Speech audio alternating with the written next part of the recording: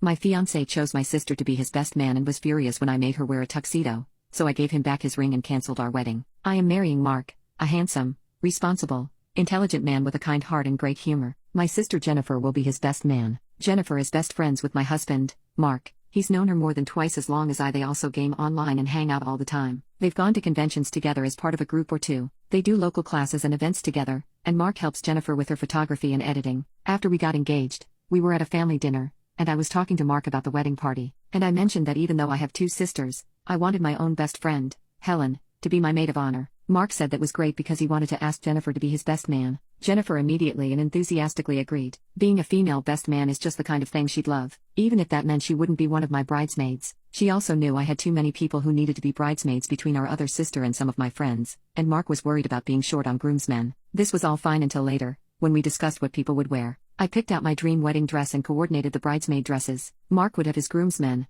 who were other gaming buddies in tuxedos. However, Jennifer was going to wear dress. Jennifer is a very tall, attractive woman. To be perfectly frank, she has a large chest. The dress she wants to wear was designed by one of her friends online, and while it's not white or anything formal and fancy, it shows off her figure. I wouldn't say in a SLT way at all, but it just does. She would also, as best woman, stand out from the other men on the groom's side, especially in the heels she wanted to wear with the dress. After dropping a few hints here and there and broaching the subject of each side of the wedding party matching in women's tuxedos, I gently requested that Mark have Jennifer wear a tuxedo rather than the dress and shoes she wanted and he had previously liked. When they gave me pushback, I pointed out to Jennifer that she might be too exposed or she might distract people with such a flashy dress. Jennifer gave me a dirty look and said, half under her breath, "Are you effing serious?" And before I could react, she just said, "Fine, F it, you're the bride. I'll wear the effing tuxedo." Mark sighed and half said some things about it being ridiculous, but when I asked him what he said, he just said, "Okay, it's whatever, it's fine." Since then, Mark and Jennifer have been passive-aggressively making fun of my concerns, with them doing things like Mark comedy ogling her chest or her making all sorts of hunker jokes. She's ostentatiously covered up her chest with her hands when she moves past people,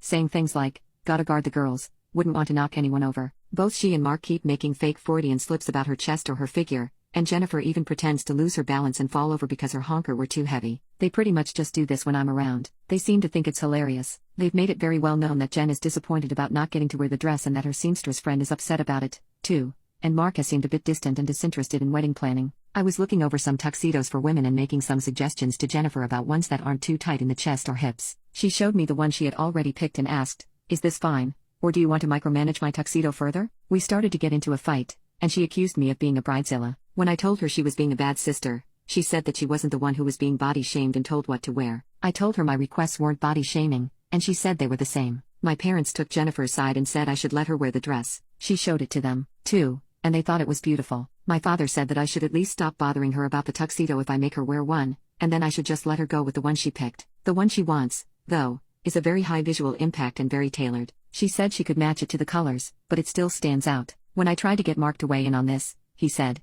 "It's your wedding, do whatever you want." I guess I'll tell her to do whatever you want. And he's not very invested. He's not on the same page but doesn't want to argue. Update: Mark's ideas have been ridiculous. These are just some of the things he asked for, which John, Jennifer, and his buddies thought would be cool. He wanted the wedding party to have custom swords and amulets. He wanted them to have the swords during the ceremony and thought people would like fantasy amulets. Mark wanted to serve meat at the wedding. He said that his friend, John, could provide it and that he made meat in his basement and had tons of it. I said no because why would I want meat at my wedding? Never mind some guy's basement meat. Mark wanted the band to play classical covers of video games and superhero music at the wedding. Mark wanted the reception to have a jester wandering around doing magic tricks and asking people riddles. Mark and his friends know some lady asked if she could be an elf at our wedding and wear her forest gown. It's a wedding, not a costume party, so I don't know why he would ask. The point is that all of Mark's ideas were completely ridiculous and that I wanted a wedding, not a Halloween party. I went to Mark's house because he hadn't called or texted. Mark said that I stressed him out when I was over, and he wasn't sure about me moving in because thinking about it gave him anxiety. He was extremely frustrated about the wedding planning and felt he didn't have a say. He said the dress Jennifer wanted to wear was just about the final straw because I told him he could pick the outfits for the groomsmen,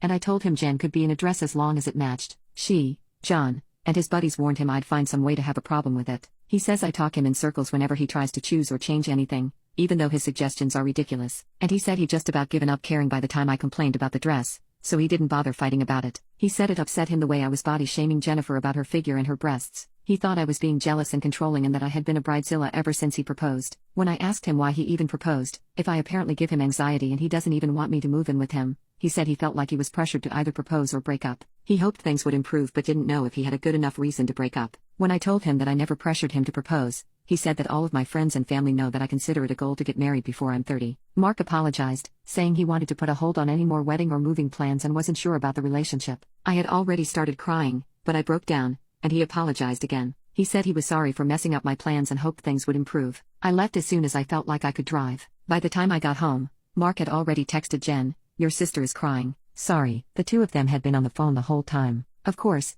my mom knew, and she tried to comfort me, but I could just tell she wanted to say I told you so because she had been warning me I was going to drive Mark away, and she thought he was better with Jennifer too. Jennifer said that she tried hard to have this work out because she just wanted Mark to be happy and that she had tried inviting me to gaming, and for Christmas before last, she bought me a Switch with games Mark likes, and that she was sorry stuff happened this way. She accused me of not really liking or caring about Mark and just wanting a generic husband. When I told her that wasn't fair, she mentioned the same stuff from the wedding planning and a bunch of other stuff from our relationship that made Mark feel ignored or suffocated. She said I only liked him because he ticked boxes, always gave in, and let me have my way. We started arguing, but our mom stepped in before we could get into it too badly. I asked Jennifer what this meant for her and Mark, and she said he is her best friend, and nothing will ever change that, and she loves him. When I asked how she loves him, she said that's not a discussion she wants to have right now. I gave Jennifer Mark's ring to give back to him, and then I had a missed call from him while I was in the shower and a text that said, "Okay, I guess we are broken up then. I'm sorry. Seems like I'm not going to get married by the time I'm 30.